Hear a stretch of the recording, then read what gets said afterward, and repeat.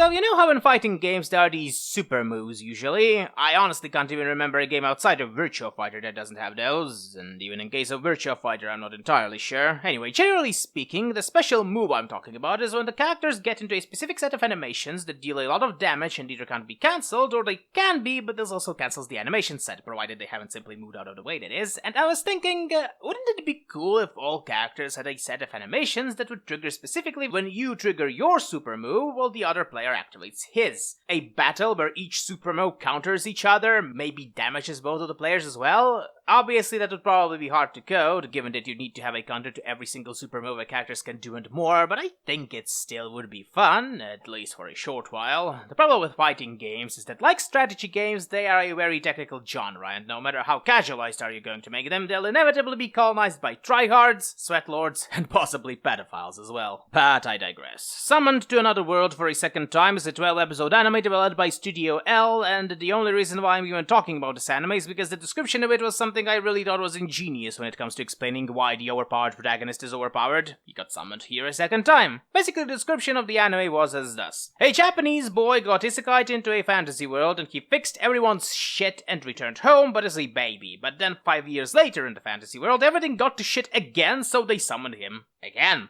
Doesn't this just sound hilarious as a concept to you? The hero fixed everyone's shit, but the people there are so incompetent that they had to summon him again. I can just imagine a comedy where the annoyed hero just has to deal with their issues over and over again pretty much forever. Unfortunately, that's not what the show is about. Instead, it's about Setsu, the protagonist of our story, returning to the world with an entire classroom of chumps, ditching them as well as his previous companions, and going on visiting all the people he left 5 years ago. There's also the evil plot about world domination as usual, but I'm going to get to it later. I need to vent about this thing first. Yes, that's really all there is to the show. A war veteran visits many of his female companions who quite obviously want his dick inside of them, but he's either too stupid or too Japanese to figure it out, which doesn't stop him from engaging in what is basically flirt for all intents and purposes. And then he stops the evil bad guy who's the other isekai and who also wants the main hero's dick inside of him, and since he didn't get it, he had a massive temper tantrum resulting in the mess we're currently in. Yes, you can say that he was influenced by the evil deity or whatever the fuck, but ultimately it changed diddly dick. All of the show is simply our protagonist coming into this world the second time and going around dealing with his harem. Needless to say, I am disappointed. And the biggest problem with this disappointment is that when the main premise of the show is boring, you start to see that everything else about the show isn't exactly brimming with imagination either. The world is boring, the costumes are boring, Setsu's original form looks like a legally distinct version of Kirito using a legally distinct big sword.